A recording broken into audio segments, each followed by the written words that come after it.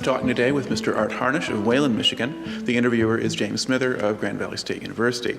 Mr. Harnish, can you begin by just telling us a little bit about your own background? Where were you born? Where did you grow up? I was born about a mile and a half from here on 92nd Street, between 100th Street, and I was born in Ivanrest, between 100th Street and 92nd Street. What year was that? 1922, August of 1922. Okay. And what did your family do? My dad was a farmer, and he was a World War I veteran, and he bought the place there, bought the farm after the war, and they lost it during the Depression. And then we moved down to Moline. I went to school at the Barney School. Out there, I was in the second grade when we moved. And I can still remember walking back and forth to school over there. And the school is a lot different now. It doesn't look like it did when I went there. Somebody made a nice home out of it. So was it just a one-room schoolhouse? Or? It was a one-room schoolhouse.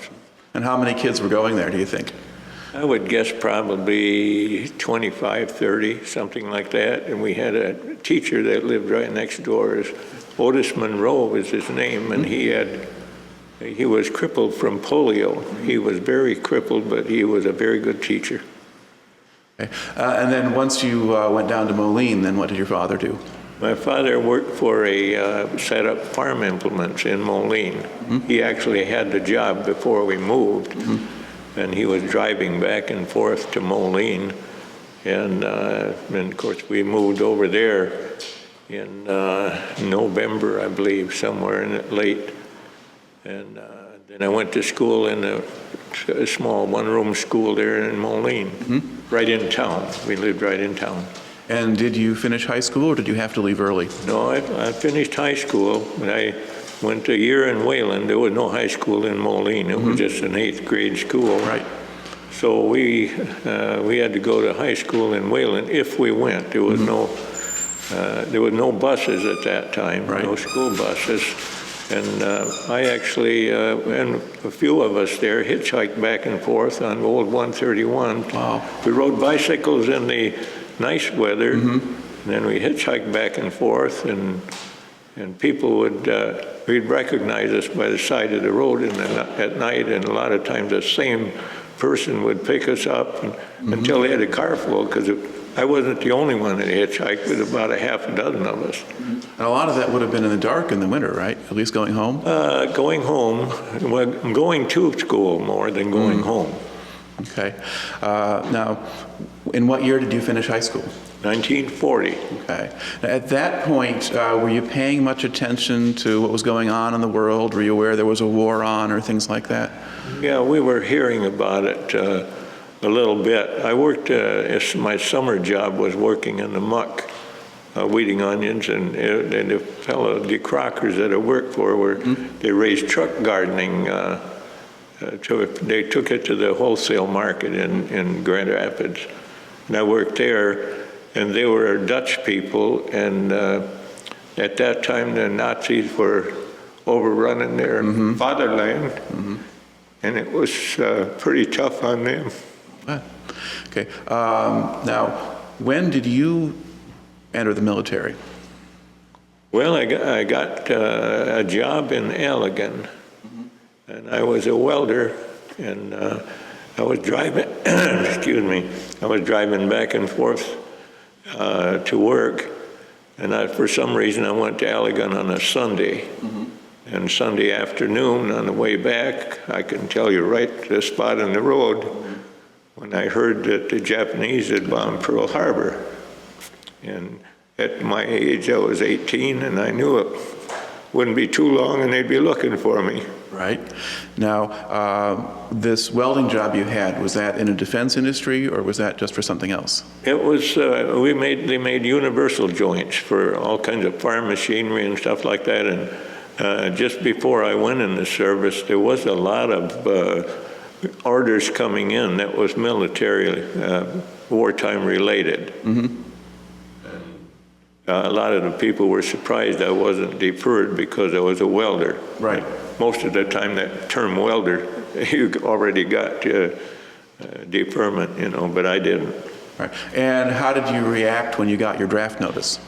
Well, I expected it because all of my buddies, I shouldn't say all, a lot of my buddies had already gone.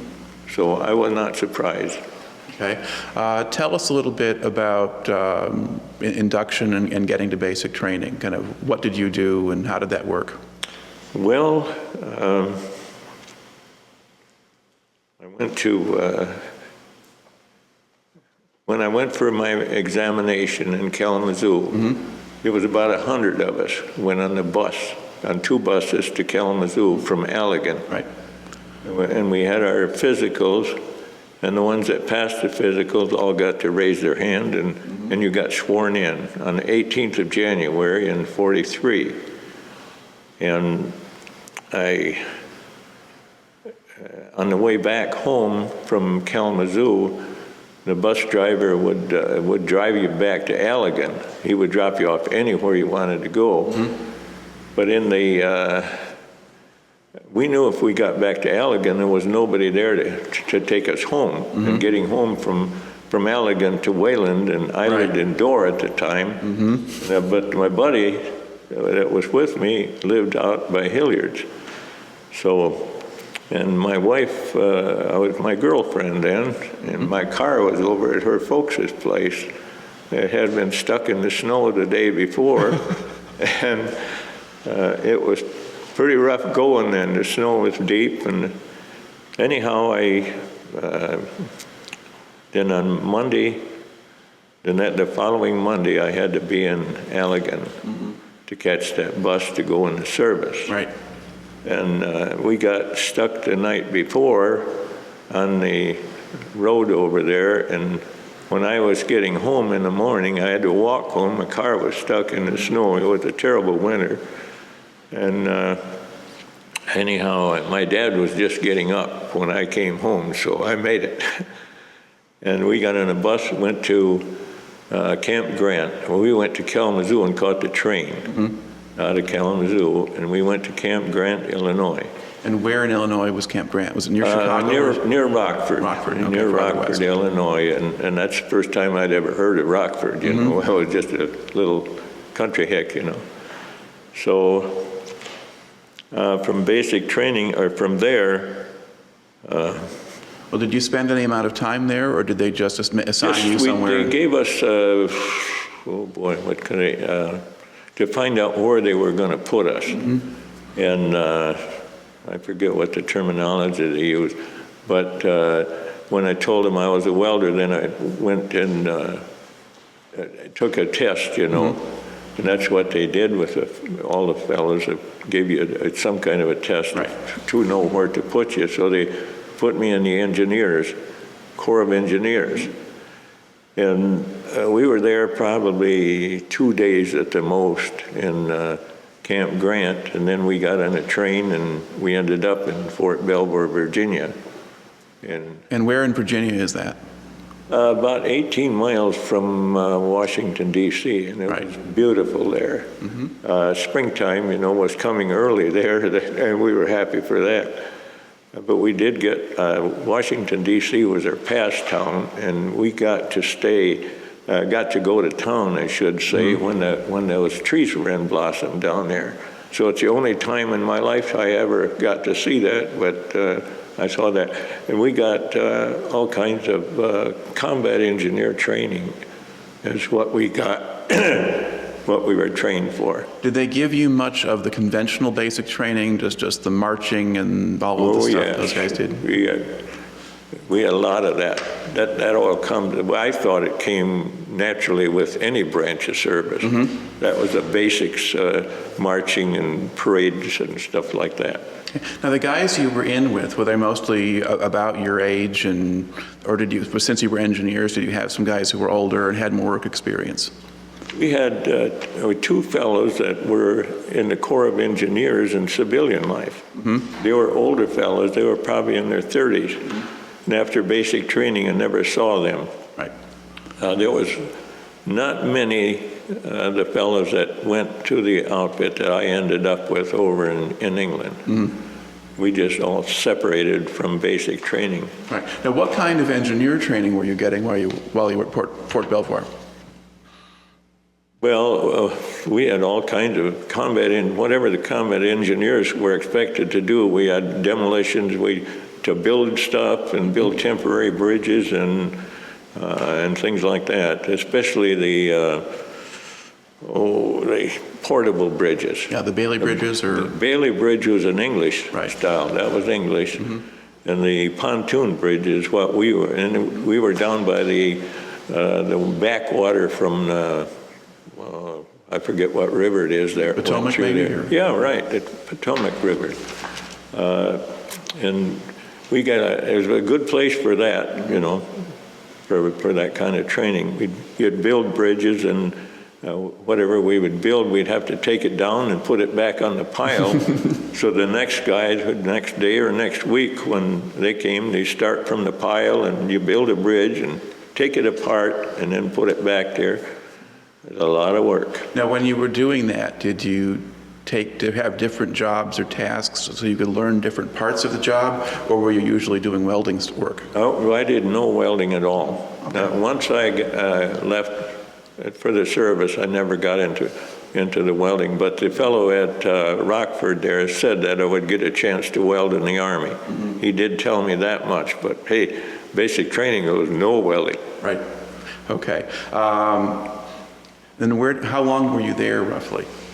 Fort Belvoir, we left there on Easter Sunday in 43, which was April 25th, I believe. Okay, so you were there about 3 months. Well, it was a little longer than 3 months. Okay. And where'd you go next? Oh, from Fort Belvoir, they had a camp in Pennsylvania, Shenango, Pennsylvania, and that's where they were putting guys from every camp a lot of different camps to build up enough to ship up a bunch of guys overseas. Now, at this point, were they organizing you into engineer units, or No. were you just going to be replacements or fill-ins? Just replacements. They were all replacements. They were from every branch of service that I know of. Right. Down there in Camp Shanks. So, did you have any regular duties there, or were you just kind of waiting for something to happen? We were just waiting for something to happen. About all we had to do was shine our shoes and eat. It took us on hikes once in a while. 5-mile hike we could do that on our hands and knees. At that time, we were tough, Right. Okay. And then did they ship you out from there? We went from there from Shenango, we went to Camp Shanks, New York, which was a POE, Port of Embarkation, And I never forget the mess hall they had there. They had the one large kitchen, and they had 4 mess halls from there. And they fed 2,500 GIs 3 times a day. I got on KP one night, and we went in there, and the first job we had was to haul strawberries. And if you can imagine strawberries piled in crates as high as your head, and you'd think that you didn't live long enough to get that done. But with a whole bunch of guys, it was a long job. I knew we had to get it done, so there was 3 or 4 guys sitting around close enough. We're talking about where we lived and how we grew up and everything like that. Time passed. Finally, the strawberries were gone. Then the guys said, come on, we got another job. And then we went and cut asparagus. And there was oodles of asparagus, and we cut it up short lengths like that so they could cook it. And I don't know what time it was in the morning. It was after 2 o'clock, probably between 2 and 4 o'clock in the morning. And a fellow comes and he says, I want you and you and you come with me.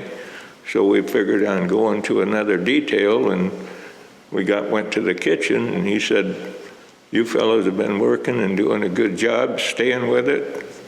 He says, tell the cook what you want for breakfast, and you can have all the milk you can drink. The other guys can serve this breakfast in the morning. You're done. Once you get through eating, you're done. Go back to your barracks. So there was actually something good about KP? Yes, absolutely. And I was fascinated at the amount of food and the size of the equipment they had there to feed 2,500 guys 3 times a day. You have to see it to believe it. They had a kettle there for mashed potatoes, you know. It was just a huge thing. Oh, by the way, we got about an ice cream dipper full of strawberries the next day. You know, that's how many strawberries. So how did you feel about strawberries and asparagus after that? Oh, heck, that never bothered me a bit, you know. That was part of the deal. I can't say I hated it. I enjoyed it. Now, when you were at Camp Shanks, that's just for a few days, right? Right. Did you get to see New York City, or did you just get loaded on a ship? We went to New York City one night, and it was mostly just going in there and get off we had to cross the river on a ferry. And of course, young Hicks had never been in a city before that size. We got to stand and look up at the buildings, you know, and we did get to see the docks, because when we crossed the river on the ferry, you could see those big ships there. Right. The Queen Mary and the Queen Elizabeth were both sitting there, and the Normandy. That was quite a sight, for I never seen anything bigger than a rowboat, hardly, you know. Right. Okay. Now, what ship did you go out in, or what kind of ship? We went on the Queen Mary. All right. And what was that like, or how was it set up? You'd have to see it to believe it. There was 19,000 GIs on there. Besides the crew, I don't have any idea how many of the crew were. 19,000 of us. How did they fit 19,000 men on the ship? That's a good deal. When we went on the ship, we had a little card, and it had the deck and your room number on it. Mine was B96, B deck and room 96. Well, lo and behold, there was 16 of us to go in that little room. And we had, and there was only 8 of us could be in there at a time. The bunks, they redid that whole Queen Mary to make it for troop ship. And if you got in your bunk there where you laid, if you wanted to turn over, you had to get out and turn over because, and I wasn't huge, but I could not turn over. They were so close together. We had a nice, it was just like sitting here. The only thing, that thing changed courses every 7 minutes. They said it took the submarine 7 minutes to get in position to fire a torpedo to get it. So every 7 minutes they changed course, and it was just about as steady as sitting here until they started, and they turned. And they'd take those zigzag courses, and it's surprising how big that ship, how big it was and how much it would lean when they went. And if you'd get high up on the fantail, that's what the sailors called it, I guess, get as high up as you could see that zigzag. If you look down in the ocean, it looks like looking in something as black as this, you know. But when they had 4 big propellers on that thing, and it would churn up, and it made all bubbles in that water, and you could look like a white trail going down through there. So it's really nice. Okay. What kind of weather did you have when you were going over? Oh, it was beautiful. We went on the last day of May.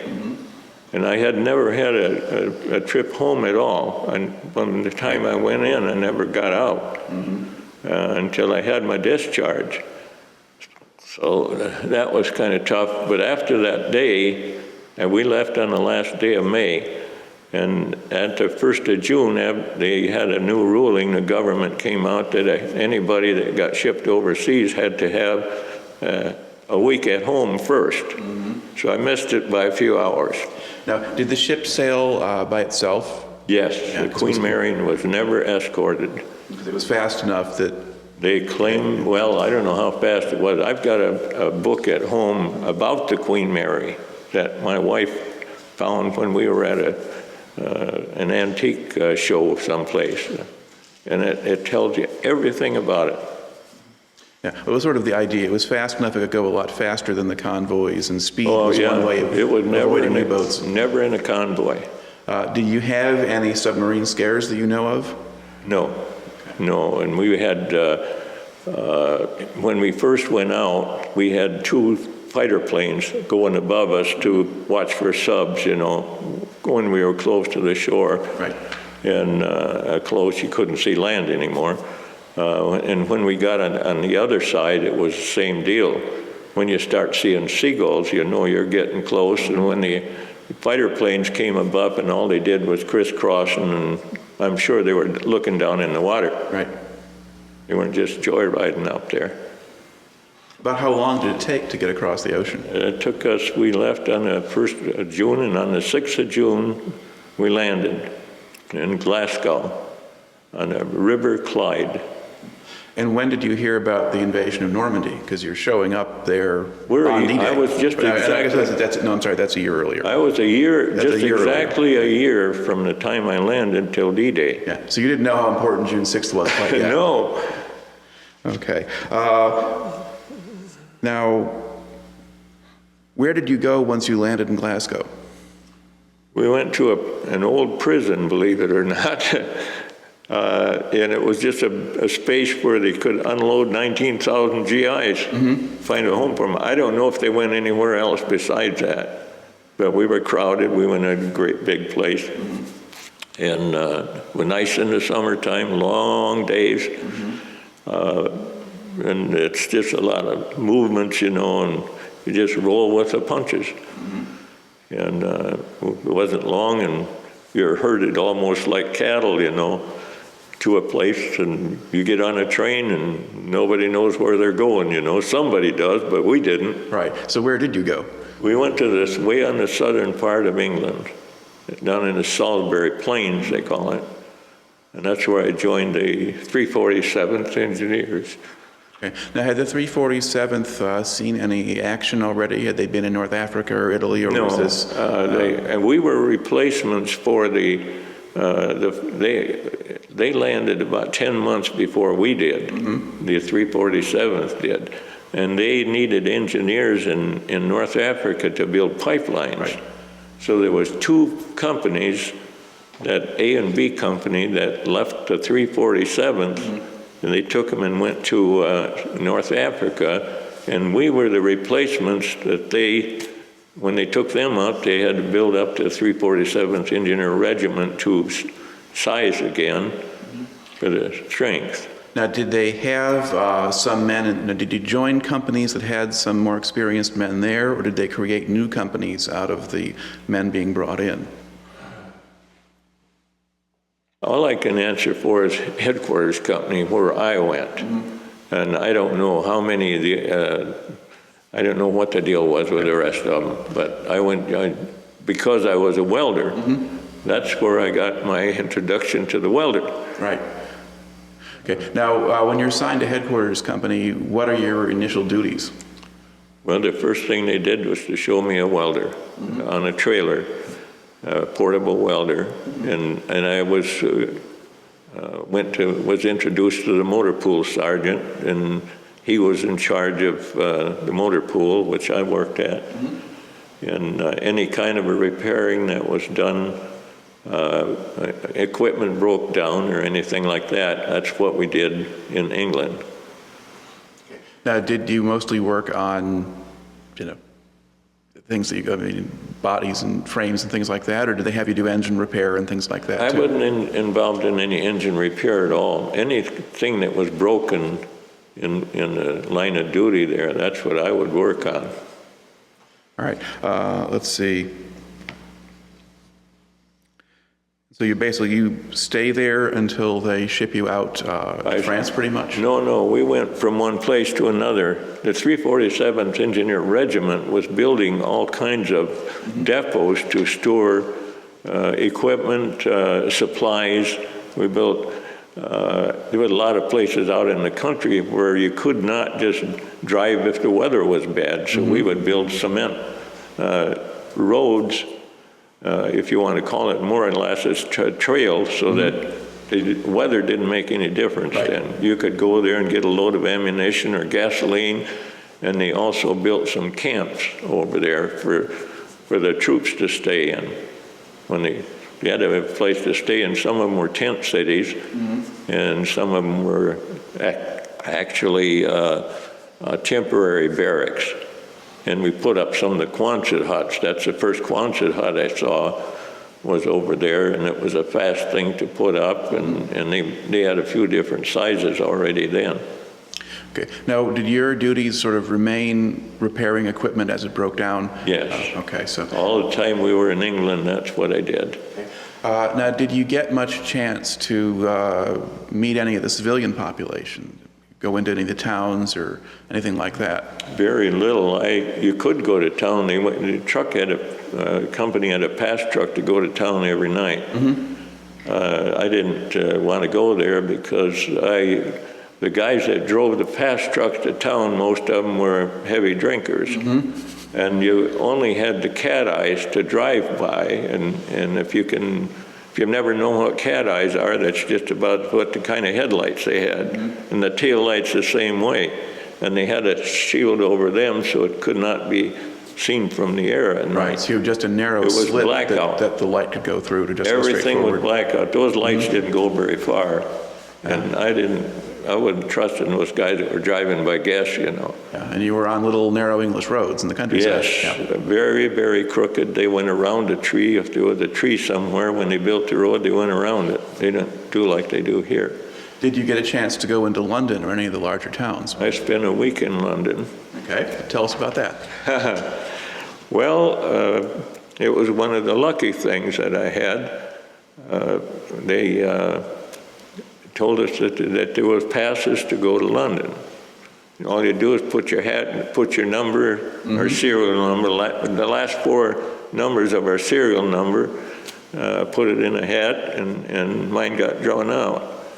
And there was another fellow from Camden, New Jersey, that went, he got his name drawn out. We went together to London. We spent about 4 or 5 days down there, and then it took us about 3 or 4 hours from where we were to go on a train. Trains over there were real good, on time, and they were crowded. Where did you stay when you were in London? At the Red Cross Club. Okay. And I had my hair cut in London with the hand clippers. We did a lot of things, and I got to see Churchill there.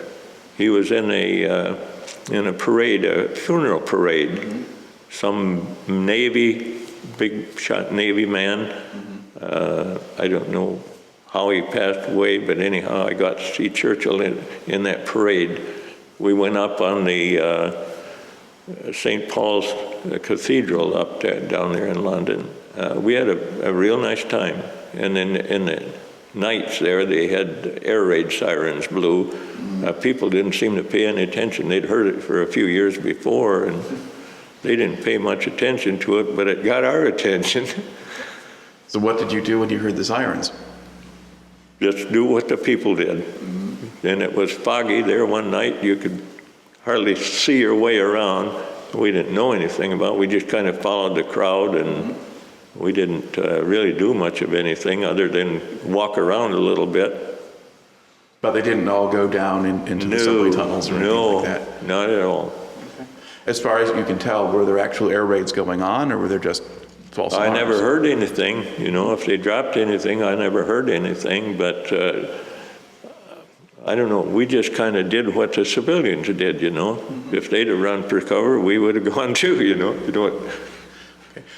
While you were in England, I mean, did the military kind of provide you with, were there things like USO facilities or shows or anything else like that going on that you were aware of? We had kind of a mock attack when I was back at camp. I don't know, it was kind of a surprise that just all of it. We had our gas masks. There's one thing that the Germans or the English were afraid of invasion. And we were kind of up on a hill, the camp that we were in Quonset huts. And anyhow, all of a sudden they blew a siren, you know, and it just came first natural to me that I pulled out my gas mask and put it on, and then I see these canisters rolling here and there, and I see the stuff coming out of them, and what the heck's going on, you know? I didn't hear any airplanes, So I didn't figure it was gas attack, but it was a real, kind of a for real, but they used tear gas. And it's a good thing I had a gas mask on because that's safe for that. It won't kill you, but it sure makes you miserable. Well, of all things, one of those canisters rolled in our Quonset hut. And it was sitting there fizzing with all that stuff and filled our own camp, our own building with tear gas. And we had to, couldn't stay in there. We had to take our gas mask to go in there, put it on, and go in there to get any clothes for about 3 days before that cleared out. We jumped in a foxhole out there. They had foxholes already dug, and there they had about 6 inches of dirt above that, and down and below that was all that chalk. And you looked like you jumped in a flour barrel and when you got out of there. So that's one thing I never forgot either. Okay. Now, what kinds of, you talked a little bit about going around to different places in England and so forth. You talked about building sort of camps and barracks and so forth. Were there any other kind of distinctive things you remember about that experience, particular places or? Before I go any further, I'd like to tell you, when we got on the train to go back to camp, we got on, and the coaches are built different over there. There's an aisle down the side of the passenger train, and then there's compartments. We got in, and there was two English soldiers that had been released on this sick and disabled with the Germans. These two fellows really looked at us, you know. Are you Americans, you know? Yeah. And they had been released from the German prison and came home, and we were in that compartment, the same compartment, just the four of us guys. And it was very interesting to listen to what they had to say. And they had a lot of their buddies that were captured with them didn't survive the winter over there. They had a horrible time. Do you know where they had been captured? I mean, were they in Europe or in Africa? No, where the English had some kind of an invasion that they, Dieppe. Okay, yeah. That's where they were captured there. And they were for, I don't know, it's 1 or 2 winters they spent in Germany. One, because the Dieppe raid was in 42. Okay. Yeah. Yeah, they were captured there. And we got to see when the train stopped, they got off before we did, about, I don't know how far before we got off. But we saw them meet their parents, and these parents hadn't seen them for about 3 years. Right. So that was I'll never forget that. Were there any other kind of distinctive things that you remember from that time when you're working in England? Other particular kinds of things that you built or projects you were involved in? There was one not far from Stratford-on-Avon where it was a lot of mud. Just the only way you could tell where the pavement was is they didn't sink in so far, but it was about 6 inches of mud there. And we got dysentery in the whole bunch. And it was funny in a way, but you go to, and the toilets were down probably 50 yards from where our barracks were, and they had some boards there that you could walk on, but if you were in a hurry, the shortest path was a straight line. And at 2 o'clock in the morning, you go down there, figure the only one that's out there, and you get down there, and there isn't enough holes for everybody. And some of that stuff is kind of crazy, but it sticks with you, you know. Sure. Yeah. Did the Army, do they have any kind of treatment for it, or were you just expected to just keep? And you go to the medics in the morning, and there was a whole line there, and there were guys they had to go before they got to the medics, so they would go out and the line would move ahead, and if you got to stay in the line until you got there, you were lucky. And it lasted like that about 3 days. Could the medics do anything for you? We got paregoric, I think they called it. And I've had castor oil too, that, you know. Yeah, so this is not really a cure, just something to finish emptying you out. It wasn't life-threatening, but it wasn't much fun either. Oh. Okay. Now, tell us, let's see. Do you remember hearing about the D-Day invasion as it happened? Well, we were in the southern part of England, and we knew that something was going to happen pretty quick. For a week before the invasion, you could look any direction you wanted to, and there was airplanes. Right. And we were down in the southern part, so the bombers, when they had to get up altitude to get above the Ack when they crossed the channel, and they would go round and around, like wait till they got enough altitude, and then they would go. And that was quite a sight. And before, a few days before the invasion, you could look any direction you wanted to, day or night. The English flew at night. The Americans tried it, and they said, we can't see in the dark. So they went and did theirs in the daylight, and some of the bombings they did was there were still fires for the Americans, or for the Limeys to see at night. Right. Okay. And then did you notice much in terms of troops moving back and forth before the invasion, or? Oh, well, when I first got there, you could go to almost any town, and the GIs were some that you knew, you know, or they knew they were in your outfit. You could tell by the braids that they had on their head caps, if they were in dress uniform. If they were in a truck, you could see on the bumper there the number of the truck.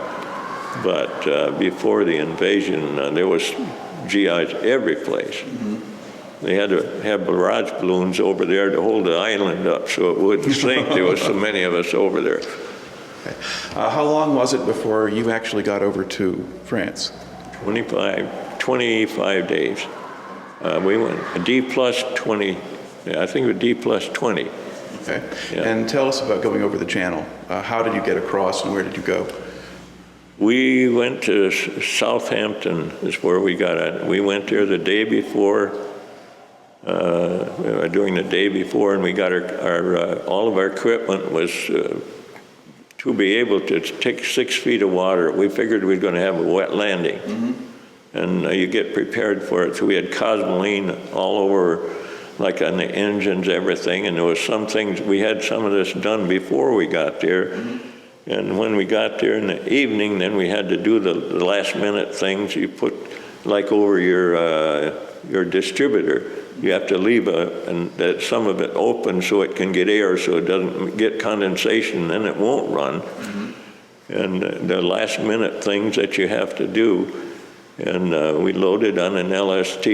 The night before, there was 3 air raids during the night, and there was elderly people walked to the air raid shelter. You're right down on the English Channel there at Southampton, and they went to the air raid 3 times the air raid shelter. They went 3 times that night, and of course we had no place to go, but at that time, I think the buzz bombs were, they were using them, and any time something was in the air, they blew that siren. We got in the LST and went across. They gave us seasick pills. I had never taken one before, but they were really pushing them. Take seasick pills because the channel was going to be rough, you know. And they made me so sleepy, and there was so much to see. There was ships, all sizes, from the battleships right down to the rowboats. And the air was full of planes, you know, so much to see. And I'd go up there, and I could hardly get my eyes open. And I'd go up there and look as long as I could, and I'd go lay in the truck and conk out for however long it took to get enough so I could get my eyes open again. But it was fantastic. Oh, did you get seasick? No. So they worked. No, that was just as calm as sitting here. You know, that's why I was so disgusted that we took the seasick pills. Okay. And then where did you land in France? Omaha Beach. Okay. And we had if you want to call it a wet landing, about 2 feet of water, but went down and we had no problem at all. And what did Omaha Beach look like at that point? Oh, it was a mess. There was all kinds of the stuff that the Germans had built to keep the invaders out, you know. There was big pieces of iron and everything sticking out of the water. They had the bad things, the bodies from the poor guys that didn't make it. They were all gone already. And was there kind of wrecked equipment and stuff around, or was that cleared off too? Some, but not a lot. That had already been taken care of. All right. And then once you landed, what did you do? We got up on the shore, and that's about as far as we got when it got dark. So we just crawled out of our trucks and just stopped the trucks where they were. And there was nobody else coming anyway, so we just stopped the trucks and crawled out and lay down. It was nice, right in June, you know, nice weather. And when it got dark, either he was a brave German or a dumb one, but he flew over up there, and every searchlight that there was, the searchlights would come on. He looked just like a diamond up there. And all the anti-aircraft guns on that end of the island there, or end of the peninsula there, were taking shots at him. Last time I knew, he was still going. And then where did they send you the next day? Or did you stay there for a while? We didn't stay there till got daylight the next day, and we got some grub in our belly, and we went from Omaha Beach. We went up towards, we were heading towards Cherbourg, and we didn't get clear to Cherbourg that day. It wasn't that it was that far, but it was not safe. The infantry was still popping away at the Jerry's over there. And we went and stayed outside of Cherbourg at a place called Martinvest. And we stayed there for a few days till the infantry had Cherbourg. It was supposedly free of Germans. It wasn't quite, but we could go in there. Okay. And what did you do in Cherbourg? Taking care of the railroads. The railroad was a mess. We had bombed it, the Germans had bombed it. It was just one large mess. I've got a lot of pictures of the damage that was done. And our job was to get the railroad in order so when the port got cleared off, and probably Seabees, I don't know who did that, but our job was a railroad yard. And it was just one big bunch of tangled steel and holes and everything like that. So it was our job to get the railroad. So when the ships that came in had railroad cars already loaded with ammunition, food, gasoline, and stuff like that, and they could go down there and they load the ships, unload the ships right onto the rails and take them up to the front lines, or as close as they dared to. Right. Now, were your duties still kind of in the area of repairing equipment, or did you do other things too? Railroad. And I welded a lot of railroad tracks. And the Germans blew up the railroad yards. They got frogs and switches. If you're not familiar with the terminology, the switches to direct the cars from one side or the other. And the frog is that section of, it's like a cross in there where it's just, you have to have a frog every place there's a switch, because when that goes, and they put dynamite in between there and blew them apart. And you can't find a new one, so you got to make one. And we had to make a lot of them because almost every frog was blasted apart. About how many hours a day do you think you were working at that point? Daylight till dark. And even We didn't dare to work much in the dark because of welding arc. You could see it from the air for miles. So if you wanted to survive, you'd better not be doing much at night. Did you have any sense where you were of how the battle was going or what else was going on around you? Not there. We just knew that they were quite a ways from us. And did you see anything of the French population in the area at that point? Every time you got a welder out, you had French kids there looking for bonbons, you know. Not a lot of them there, but it was after we got in a little bit. There wasn't much of anybody around Cherbourg. Right. They were cleaned out. That was a hot spot. And about how long were you working in the Cherbourg Railroad Yard? Probably a couple or 3 weeks, I would guess.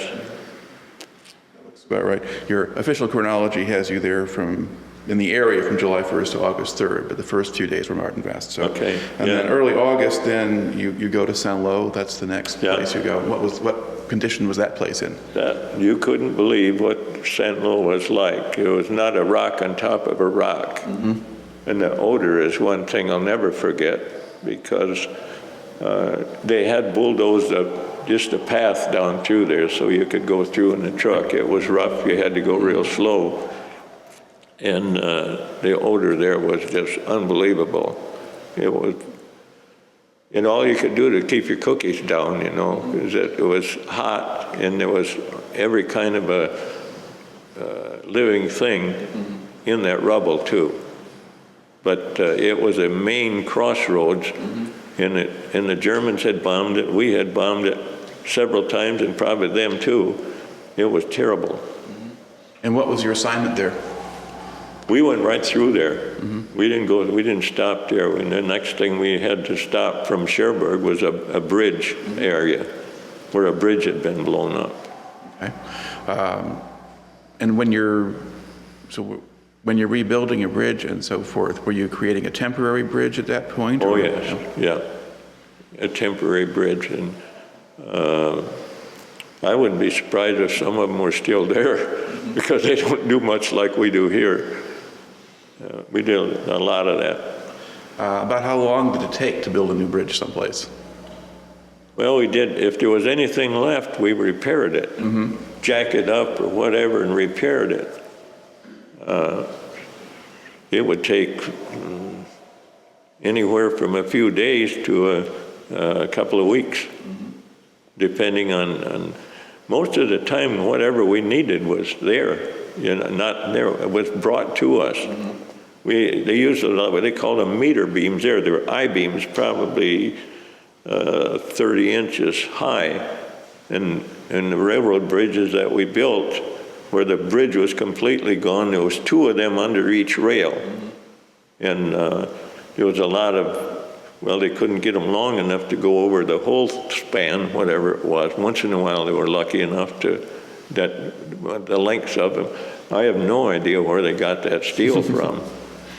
It was like you go and order it someplace. Our guys were chasing around with the trucks and hauling that. It was a bridge. It was meter beams. They bringing us to it. We always had something to work with. How large a crew were you working with? I mean, when you're building a bridge, about how many men are working on it, do you think? Well, sometimes it was just one company. Sometimes it was more.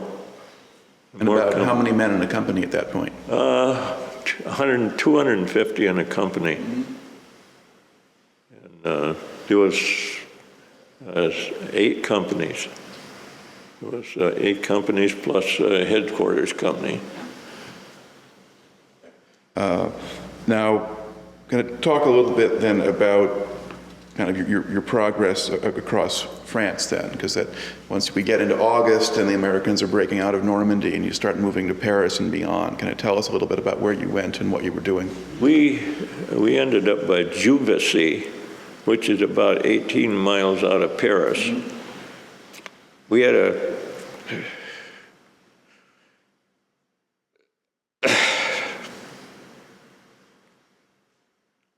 excuse me.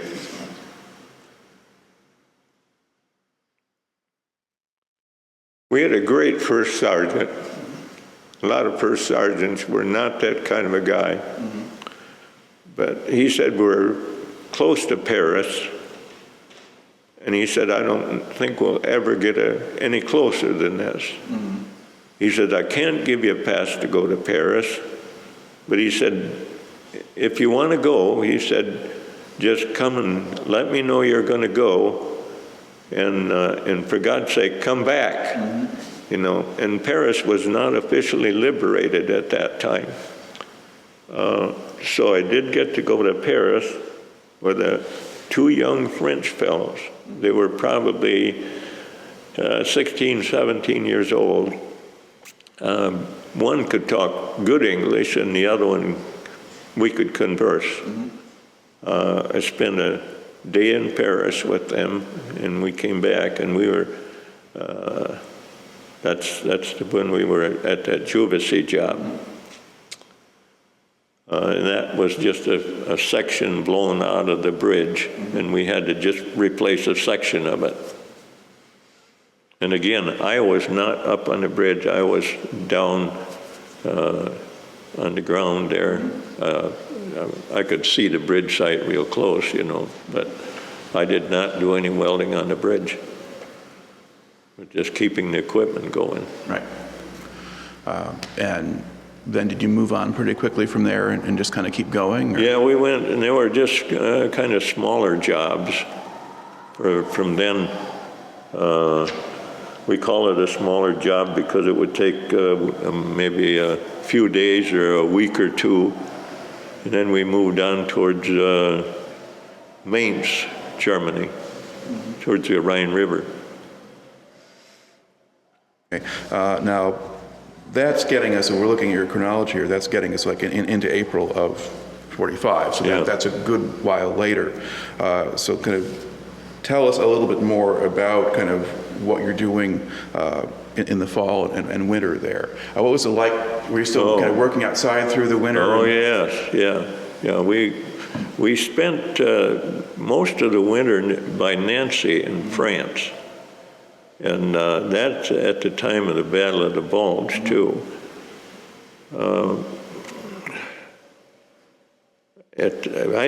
I stayed most of the time close to camp then, because there was enough stuff brought in there, and our letter companies were all working on different projects, and I didn't get to go out until, well, I went out on a captain gave me a dispatch to go to one of the letter companies. And I got outside, went down the road there, and I wasn't having any luck finding the site that I was supposed to go to. It started getting foggy.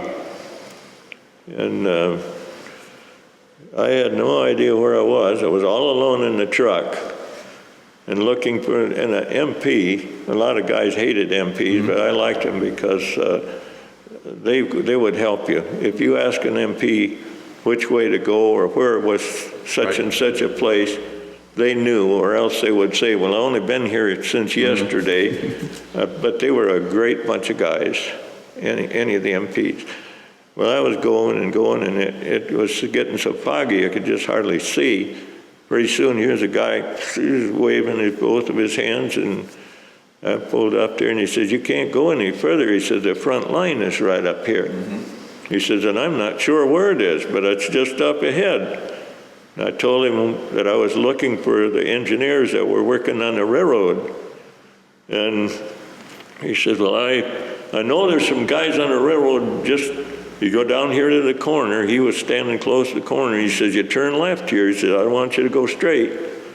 Then you turn left up here, and he says, it isn't far. He says, I can't tell you how far, but he says, I know there's some engineers up there, and Lord God, I tell you, I was so glad to see our guys up there, because I had no idea where I was. But they had a water tank up there where the water tank at that time, all of the trains over there were steam trains, and you had to have water. Well, the water tank was way up in the air, like they have to be, and I think every GI that was flying a fighter plane, was trying to put it out of commission. so that the Germans couldn't use it. Well, it was full of holes like a sieve, you know.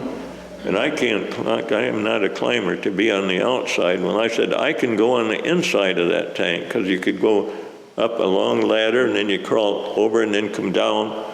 I was on the inside of the tank welding bullet holes, and one of the other guys was on the outside. And we were there for 2 days welding bullet holes about you could put your finger through a 50 caliber hole. And that was a job I'll never forget. Now, you spent a fair amount of time there, kind of fall and winter, 44 into 45, in kind of the northeast corner of France, and you said you're kind of staying close to headquarters a lot of the time. Now, while you're doing that, did you have any more contact with the local population than you had back in Cherbourg? Not very much. There weren't many people around. Once in a while, there would be kids would come around. I say kids, they were probably teenagers. They would come around mostly looking for something to eat. Right. And the GIs were very good at sharing whatever we had with them. And it's just kind of tough to see something, especially with the little kids. We got, especially in the summertime, we would go out, and if the only way you could eat in peace there is to get away from everybody, and sometimes it wasn't possible. And a lot of times we would just take a piece of bread and your mess kit and drink the coffee, and that's what we had, and the red kids got the rest. Let's see. I was on guard duty one night, and this was, am I getting too far? It was during that cold time. Right. Anyhow, I was on guard duty one night, and at that time, a lot of the Germans had got American uniforms, and they said, don't trust anybody. And I was I had from midnight to morning, or 10 o'clock in the morning till 2 in the morning, 10 o'clock at night till 2 in the morning. And we were in a railroad yard in Metz. And there was a big high wall, probably 10-foot brick wall all around, and there was just this opening. You could just drive a truck through it. And there was a great big warehouse there. And all I knew is that I was on guard duty, and nobody had told me that there was anybody but our outfit in that complex there, in that railroad yard. And I could hear this vehicle coming, and I had no idea. I was just hoping it would go somewhere else, besides coming where I was. It just kept getting louder and louder all the time. And I'm standing there, and my heart's kind of starting to go thumpity-thump because they're getting close. And they drove, and it was a Jeep. They drove, front end of the Jeep came up there, and I hollered, halt. Turned on my flashlight, and they were Americans in this Jeep. Well, I had been told that watch out because the Krauts have got our uniforms and our Jeeps too. So I asked there was a major in the front seat, a passenger, because they didn't drive. There was a GI driving and a GI sitting in the back. Well, I asked for the password, and they didn't know it. And I asked for something else, and they didn't know it. And then I started asking them some other questions. I asked the major, he was doing the talking, so I asked him if he knew his general orders. See, there's 10 general orders, like 10 commandments, and everybody was supposed to know them. I asked him if he knew what his third general order was, and he didn't know it. Well, then I was getting kind of itchy on my finger, I knew I could get at least 2 of them if they were going to be bad. Well, we went back and forth there, and I didn't know what to do. If I hollered sergeant of the guard is supposed to come and help you, Well, I knew that wasn't going to do any good, so I'm all alone, and there's 3 of them. And finally, the fellow said, well, we're staying in the the warehouse over here. He said, we're from the 26th Division. They're in combat, the 26th Division, and they've got all of their barracks bags and belongings in that warehouse. And we are taking care of that warehouse. Well, it didn't sound too bad for a story, but I wasn't about to swallow it either. And I finally, I don't know, it took me quite a while before I could make up my mind. And he said, we're just up ahead, right over here. And I think he wanted me to look, but I was smarter than that. I didn't take my eye off of him. I said, okay. I said, proceed. And he said, we're going just a few feet up here, and we're going to leave the Jeep there, and we're going inside. And that's exactly what happened. But I tell you, my heart took a long time before it slowed down. And he was telling the truth, too. Well, good. Yeah. Now, that would have been kind of in the period there of the Battle of the Bulge then, because the Germans were infiltrating at the beginning of that. Now, during the course of that fight, a lot of American engineer units wound up being sent up into the Bulge as kind of emergency roadblock people. Did any of the companies out of your regiment go that way? Or? No. There were some of them close, but they weren't there. There was two guys had bulldozers. They had to run them all night to stay out of the Germans' way. They didn't want them to get them and to blow them up or anything, so they just put them in the fastest gear, and they were almost worthless because the bulldozers are not made to run down the road. Right. So they ruined the tracks on two of them, trying to stay out of sight there, out of the Germans' way. Now, did you eventually move through the zone where some of that campaign was fought?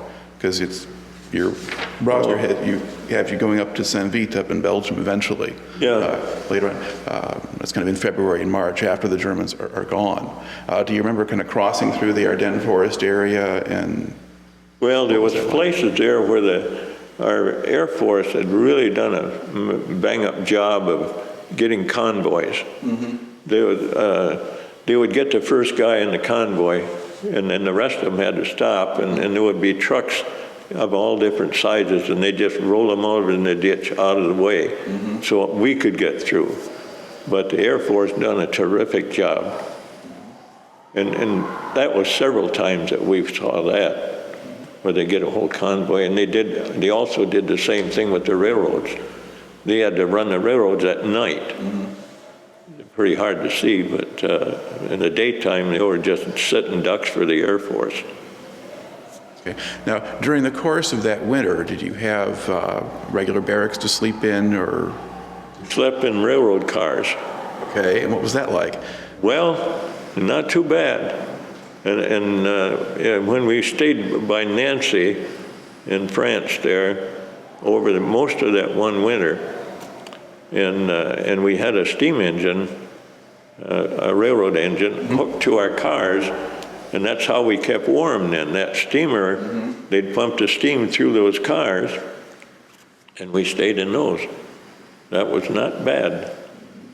We also had a few times where we had to, we couldn't get the steam engine for our heat, so we had, another fellow and I made a little burner for just a round spot, like a thing like that, like a short piece of pipe. We'd put sand in it, and then we ran a copper tube down in there and put fuel oil in there. We had a fellow in there, one of our cars there, that was in charge of the fuel truck, so we had plenty of fuel. And we had that, and we could get that little stove, we could get that red hot, but it was only on one end of that car, and way down on the other end, they didn't get much heat. But it worked real good, so we decided to leave it on all night. The next morning, we got up, and of course, we couldn't tell what we looked like, you know. We went to the mess hall, and we could tell every guy that was in our car, but the only thing white was our teeth. All of that little stovepipe, that we had a stovepipe about 3 inches in diameter, and it went straight up, and that filled up with soot. And it plugged up, and that soot was everywhere. And we were probably the third compartment down from the end there. We were bad, and as it got to the other end of the car, there was just less black on the guys. But you could tell every one of us from that one particular car was all black. Do you remember other kind of distinctive things about that winter and kind of what happened or where you were? Well, one day we were missing stuff from our trucks, and we knew that was somebody on the outside. We didn't know who, and we were in lined up for chow one day, and one fellow looked over there, and he said, "Hey, there's somebody over there by those trucks." So 2 or 3 of us grabbed it. Somebody had rifles. I don't know who they were. When we figured it was a German. We went over there and we looked around just about ready to leave, and we could see a pair of shoes sticking out from a canvas. So we went over there, and somebody's standing there all ready for it. Guy pulled the canvas back, and there was a boy in there, probably 10 years old, something like that, shaking like a leaf, and he had all American soldiers' clothes and shoes, because those shoes we saw sticking out there from an adult, we knew that. This poor kid didn't know of course we couldn't talk with him. He was a French kid. Anyhow, and we had our charge of quarters there could talk French, so we just took him over there when he saw who it was, and he was looking for something to eat. We took him back to the kitchen there. It was right after chow. Took him over to the kitchen, and we got Tessier to go over and talk with him, and he found out who he was, and he didn't know where his parents were or anything like that. Took him to the kitchen and fed him up, and then they take him to wherever some kind of a GI agency or government agency, and get him back in the French system there, right, so that he could find out where his parents were, if they were around, But that was one kind of a funny thing that happened. Not funny really, but something that did happen. But we never had any problems with anybody other than that. Now, eventually, as you're going to get into the spring, and the Allies push into Germany, and the engineers kind of follow them in. Can you kind of talk a little bit about that, crossing over into Germany and heading toward Mainz and so forth there? What do you remember about that? We went to build a railroad bridge across the Rhine River. That was a big job. I've got some pictures of that. It was just a mangled up mess. And there's no way you could rebuild anything, so they have to move sideways or whatever. And they, 347th, and there was a few other engineering groups that joined us there. It was a big job. 9.5 days to build a railroad bridge across the Rhine River. And they had to drive that piling. They take great big steel and drive it into the ground down to the solid rock. Then you build your trestle, whatever, on top of that. It was a big job. And I didn't get out on the bridge, thank God, because I'm not anybody to be working above. I can't stand heights, and especially above water. I had one deal of that when I was over there, and I did it, and I don't know yet how I did it, but I got through that. But that's when the bridge was done. Franklin Roosevelt died when we were in the process of building that bridge, and it was called the Franklin D. Roosevelt Memorial Bridge. And when the bridge was finished, General Patton came over there, and there was a lot of other brass too, but that was a big deal because that was going to take all the supplies they needed to chase the Germans further into Germany.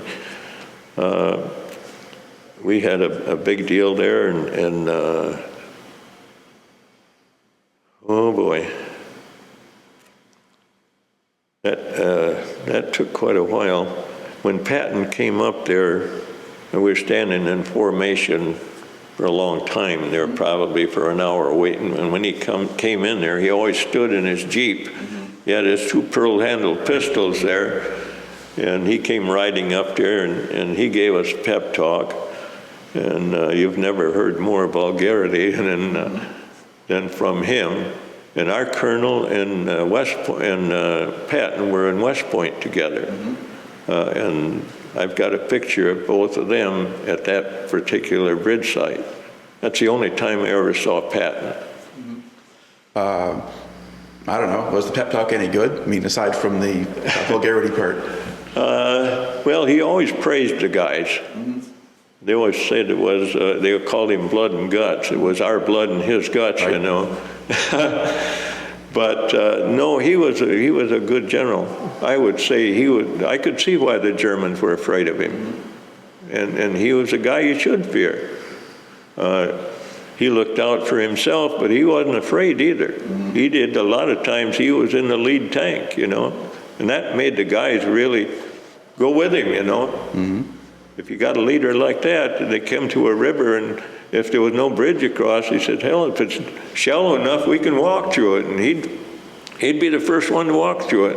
It didn't take long, and he had a pretty good bunch of guys following him. So he was a good leader. Now, what condition was that area of Germany in? I mean, what could you see of the towns or the civilians? The towns, there were some towns there wasn't a stone on top of a stone. France was the same way in a lot of places, and it was nothing to go through going on, but I could go slow because I was going with a heavy equipment, so I had a lot of time to look. Yeah.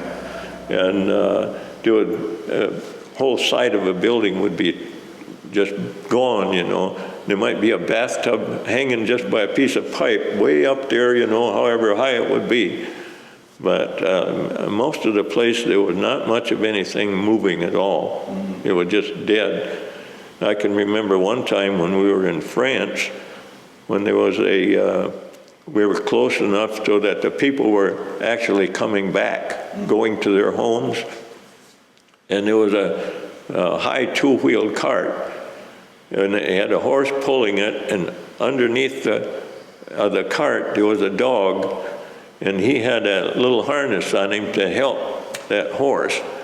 And the only ones that could ride were the little ones and the old people. Some old person that couldn't walk would be sitting in that cart, and when they came to a hill, they were helping that horse to pull that cart over the hill. And when you see people like that, you know they're desperate. Now, how far in Germany did you get when the war ended? We were in Nuremberg, in that area when the war ended.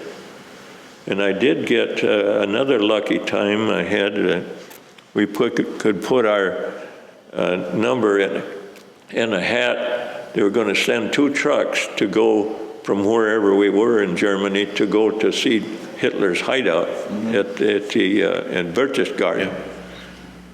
Well, my name got drawn out for that, and I went up there and got to see that. We were gone for 2 days, one day getting there and seeing the place a little bit, the next day a little more sightseeing, and then back to camp again. What did the place look like? It was all burned out. It was black. And it's amazing. I've got a picture, not a picture, it's actually a drawing of the layout up there. And they never had to go outside to go from one building to another. And the first guys that got there got to go up in the crow's nest. But the weather was bad. It was raining down below, but the weather was real bad up above, and I never got to go up there to the crow's nest. But you couldn't tell much of anything other than the Air Force found it, you know. When they did, they used a lot of incendiary stuff on it. Now, once the war ended, what were you doing in Germany? We were still up there. Well, part of our fellows got as far as Czechoslovakia, and they were, and I don't know what company it was, but they were building bridges yet. Still, it was necessary have the bridges, you know. Did you see more of the German population then once the war ended? Not very much. The people that we saw there, they were Austrians, of course, that we saw at Berchtesgaden. They treated us, we stayed actually in their house overnight. Slept on the floor. There was no place to sleep for a bunch of guys, but we were free to use it was nice weather, but they stay inside. They treated us like we were kings. Now, what duties did you have then in that, because you're in Germany for a number of months before you ship out again. What kind of work were you doing aside from building bridges? Well, our work was actually slacked off pretty good because they had learned how not to break stuff, you know, and either that or it was fixed good enough and it didn't break down much. So we actually had it pretty good. So what did you do? A lot of just sitting and shooting the bull, if you want to call it that, just talking old times and what we're going to do when we get back. Were you expecting to have to go to Japan, or? No, there was a lot of talk about it. When the war was over, we went back to Belgium, and we were in the railroad cars, of course, and they were bringing stuff from all over the battle areas, bringing it back because there was a big airport just up the hill from where we were, and they were redoing that equipment to send to, we call it the CBI, China, Burma, India. And, but I never got up there to see what there was there. But they were bringing that equipment in, and all we had to do was to just stay out of trouble, you know. A guard duty once in a while. I was on guard duty the day the war ended in Japan. We were in Aachen, Belgium. I was on guard duty, and I think about 9 out of 10 of the guys got drunk, and they were shooting their rifles. I don't know where they were shooting them, but I found a place where I thought it was safe, and I went and just hid. So I was not going to get shot, you know, at that time of the game. And I just laid low. Okay. And then what were you doing between the time when the war ended in Japan and the time that you shipped out back to the U.S.? Was it just still staying around at the same base? We were at the same place there, and it was just monotonous as could be. There wasn't just much to do, and they just didn't bother us, and we just, whatever little we could do to get by, that's what we did. And were there guys at that point who were being sent home on points that would kind of finish their time? The first thing we knew, there was, anybody that was over 40 years old could go.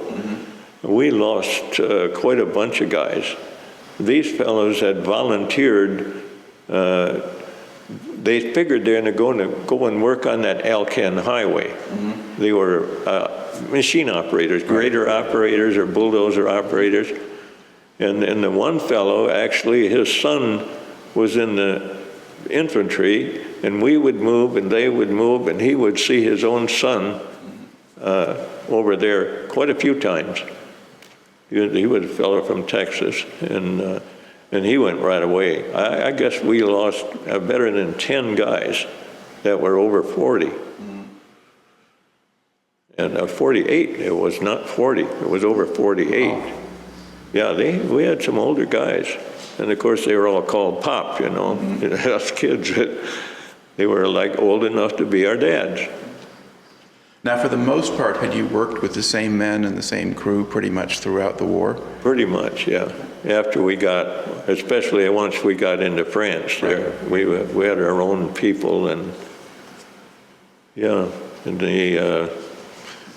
once they started breaking up, when they took the older guys out, it was just monotonous as all get out, waiting. When did they finally send you back to the States? We ended up in Camp Herbert Tarryton.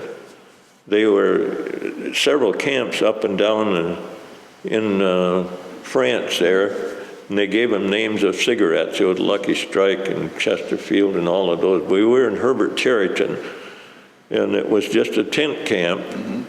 And it was muddy as all get out, except where they had some boards that you could walk on. And we'd go to the day room, and they had a sign up there who was going to, the next bunch that were going to ship out were there. Their number would come up, and we had German. Actually, they were Austrian guys staying in the same tent that I was in, and they were working in the kitchen. Of course, we couldn't understand them, but we didn't bother them. They didn't bother us. They worked in the kitchen. But those young guys, some of them were gray-haired. They were young as I was, and they were gray-haired already, and that wasn't colored either, you know. So they've been through some kind of a hell, if you want to call it that. Yeah, were these guys that you picked up while you were in Austria, and they just stayed with you? They were there in that camp when we came there. And one morning, I should say, we got up and they were gone. And at that time, the war was over, and there was a train going towards home, you know, and they came in there and got them out in the middle of the night, and away they went. I never saw them again. Now, what kind of ship did you go back on? Went back on a Madawaska, a victory ship. Okay. Liberty ship? That's a Liberty ship and a victory ship are a little different. Okay. What's the difference? Well, the Liberty ships were much slower, and they were German U-boats were picking them off right and left. And the victory ship was, I forget how many knots faster in the water. And they were the later ones. They were a little bit bigger too. But that we left in November. It took us 8 days to come home, and that thing did everything but go end over end while we were coming back. You've never seen rough water until you've been out there in November. It was horrible. There was 3 of us that never got seasick. We stayed out on deck until they said they were going to close the hatches. And you better be down there then, because there's no way to get in from the outside. We went inside, and it was the most horrible smell, and I won't go into the details of how bad it really was, but it was terrible. And I came clear up to here, and if you can keep swallowing to keep it down, you got it made, because once you get past that, you're okay. Now, why was staying on deck better? Oh, the air was fresh out there. I mean, when that thing would come up like that, you can't imagine that something that big that would just wiggle like a snake, you know, and it would go down. And then the next wave would come over, and it sounded like 10 guys with sledgehammers beating on the side. Then they would go down, and then it would come up. And actually, when they go down like that, the screw, they call it the propeller, would come out of the water. Right. And you could hear it, and you could feel it. And the engines would rev up, and when it would go down, it would go like that. Now, did the ship's crew act like it was no big deal? It was just... I never saw the crew. There wasn't any crews out there. There was 3 guys out there. I was one of them. It was...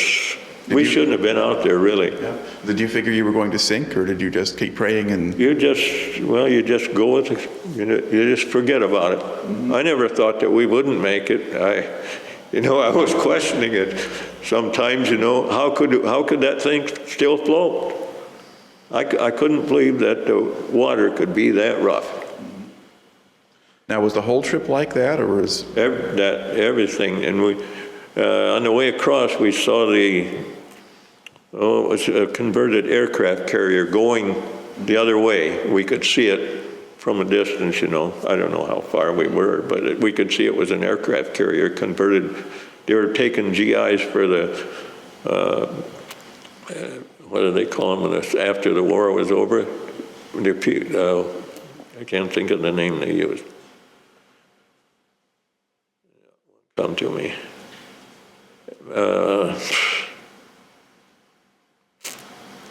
Army of Occupation. Okay. They were in the Army of Occupation. That's what was going over there on that.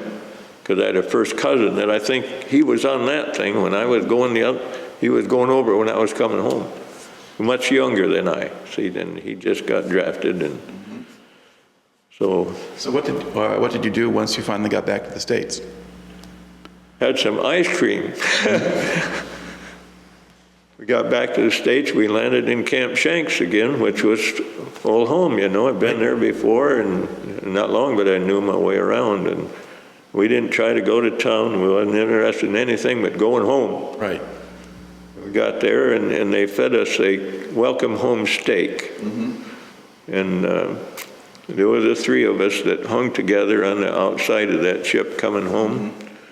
And we went there and had, each of us got a pint of ice cream. And we were hungry for ice cream, but when you eat a pint of it all by yourself, that's enough. Yep. We didn't get sick, but we got all the ice cream we needed for a while. Okay. And then, go ahead. And then when did you get back home? We got in Camp Shanks, I think we were there 2 days, maybe at the most. Finally, a train came along. It was the slowest train going west that there ever was. And they stopped at every crossing to pick up a can of milk or whatever. But it took just forever to come home. We stopped in Akron, Ohio. On the way back, I can remember that yet.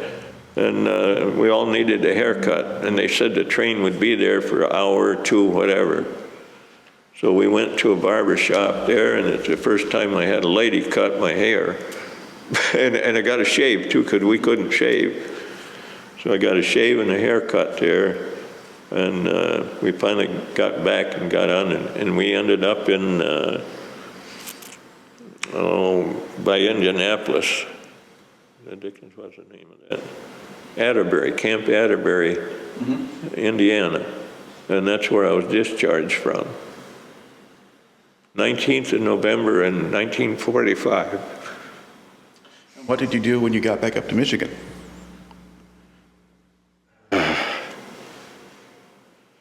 Well, we got on a train from Camp Atterbury and went to Chicago.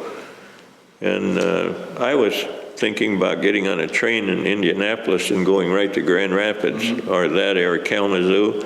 The guy said, there's only one way to go, and that's you got to go into Chicago, just like you do in an airport nowadays. So we went into Chicago and got on a train and went into Kalamazoo, and we got into Kalamazoo it was after midnight. So we went at the Burdick Hotel in Kalamazoo. We stayed at the rest of the night in Burdick Hotel. And the next morning, my sister and brother-in-law he had just got back a month or so before I did, and he was working for Bell Telephone in Kalamazoo, and my sister was living there with his sister, I think. They were just temporarily. But she came and picked me up and brought me back home. And then what kind of work did you go into when you got back? I went back to the job I had. I was welding, and we had a business was good, and I just went right on from there. Okay. How do you think your time in the service sort of affected you, or kind of helped direct your life after that? Well, I learned a whole lot.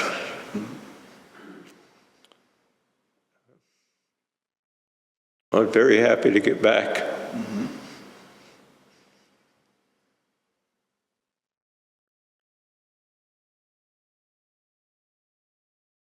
Some didn't make it back.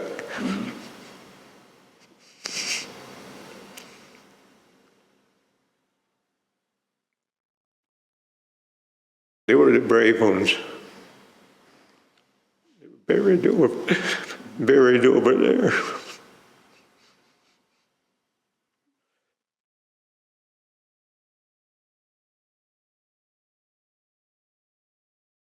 Sorry.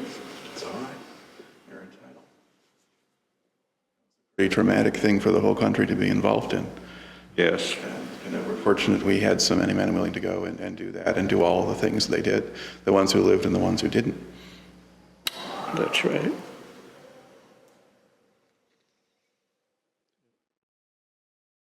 Do you think that your own experiences sort of, helped you grow up or gave you an understanding of the world that was a little bit different from what you would have had otherwise? Oh, no doubt about it. But thankful for what we've got here. Mm-hmm.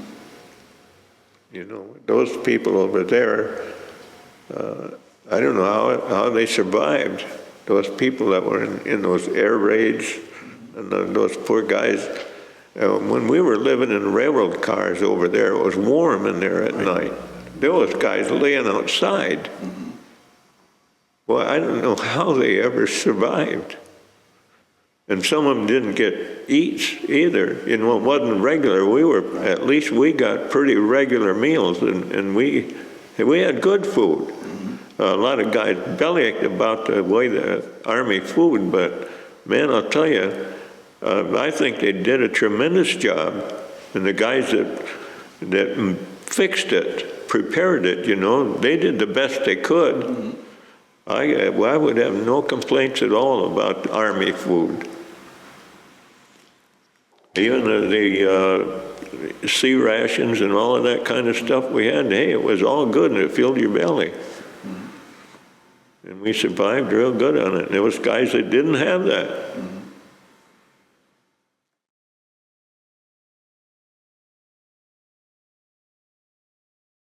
Thank you very much for taking the time to talk to us. You're welcome.